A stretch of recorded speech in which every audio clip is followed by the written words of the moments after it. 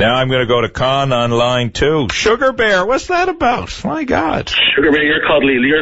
I figured it's just as well to make you sweet while I was at it. Now, you, Con, have been proudly and strongly a critic and detractor of Muskrat Falls, and have injected some good things into the debate. What's on your mind this morning?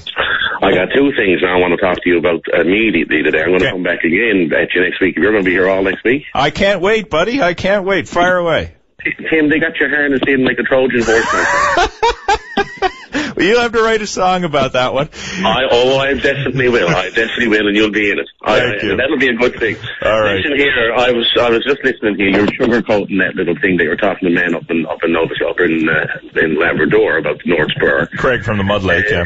Yes, and I mean, Tim, don't tell the people of Newfoundland that Nalcor, in all fairness to Nalcor, that's all in hand.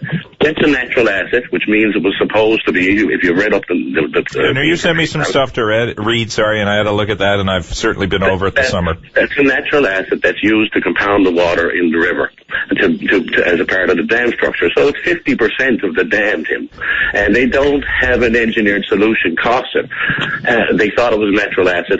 That's going to cost hundreds of millions of dollars extra. So that's one thing. Okay. Second thing is this news that's going on. I don't know if you're watching what's happening over in Nova Scotia. I'm sure you are. Yes. All week. And, we are in a situation now where this news of the Italian contract is coming this week. And Staldi, yeah. Hey, Con, can you sit still there? I think you're moving around, so it's cracking up the airwaves here. I apologize. You're good right there. Go ahead. So they've announced their sort of, this tentative agreement is about to be, in the next couple of weeks we're going to be signing up this $1 billion contract for the dam works and the spillway and the works over on the dam. And Tim, that's really troubling. When at the same time, here we are in this embroil in this new deal that we have to now face over in Nova Scotia. I mean, the complete deal that we had initially that Danny presented to us has now gone to something completely different. But here we are. We were supposed to have the DG3 numbers for the maritime link presented to Nalcor and to the public on October the 9th. And of course, everybody knows that Newfoundland is responsible for 80% of the difference in the cost of DG2 to DG3.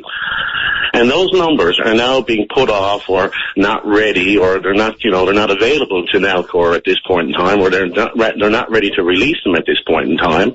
And in the meantime, here we are about to go down and sign our signature onto $1 billion contract. We have no water management agreement. We have no loan guarantee. We have no signed on partner in Emira.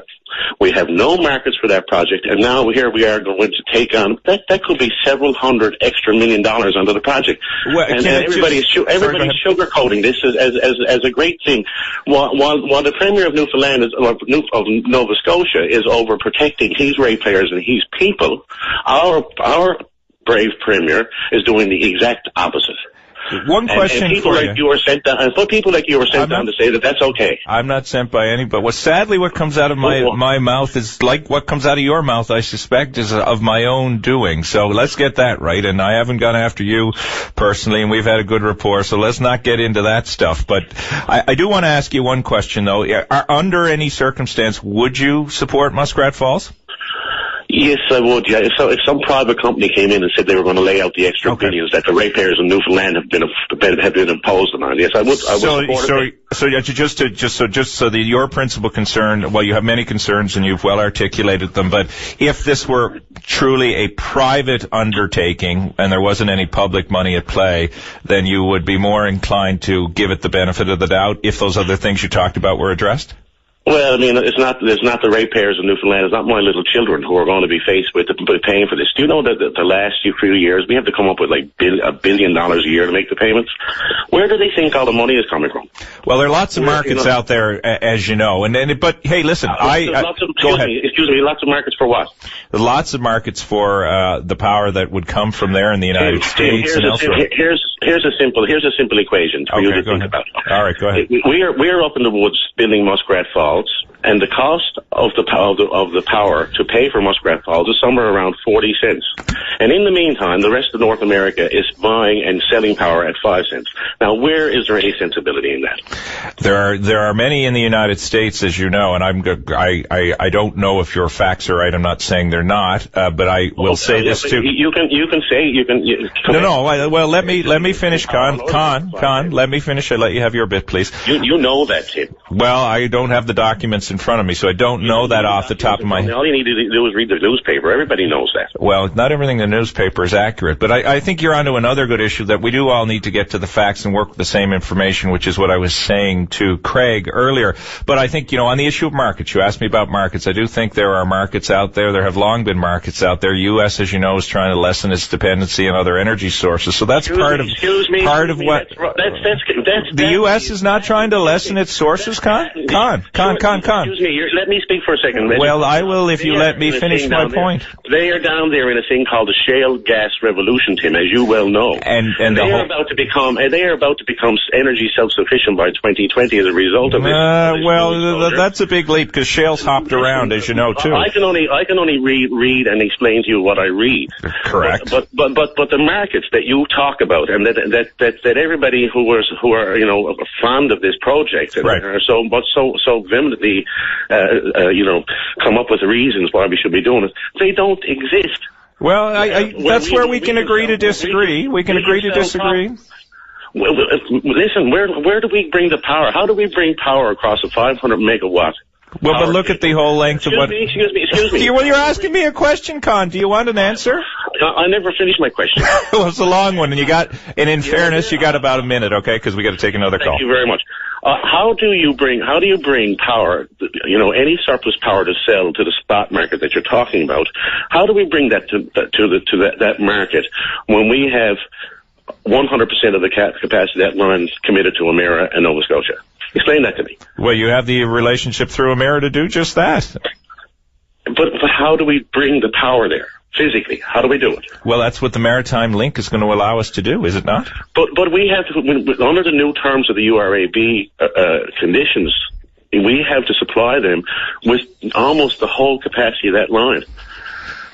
So we can't sell it twice, and we can't transport it both. No, you can't. You can transport it twice, but these are the things. These are the things that people get on. You endorse these things, and the whole problem. Well, but wait. You also have a strong position against it. I'm allowed to have a strong position for it. So don't demean me. I'm not demeaning you because I'm for it. You're raising legitimate questions. I'm raising legitimate points. I think the frustration that the listeners have is when we get into these polarities that the whole rational discussion gets lost, and that's the most frustrating thing. Wouldn't you agree with that? How is there anything rational about committing to a billion dollar contract? Excuse me, you're laughing at me. No, but I'm laughing because you're not answering the question about, you're going back to the hardcore side of it, and I'm just saying to you, and you're going after me on what I believe. I'm not going after you on what you believe. I think you're entitled to believe what you believe, and I give you credit, as you know I have, for being a strong opponent, but don't belittle those of us who have a supportive view.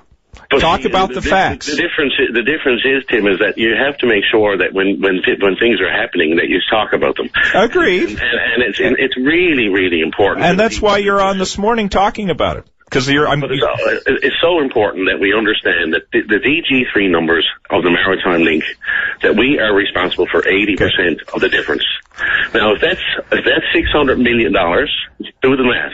And that's extra on top of the thing, and that's the most important thing about the project as we speak today. All right, and I have to leave it there because doing the math, got to have commercials. You know that. You're in the revenue generation business. Got to go. Enjoyed talking to you, Con.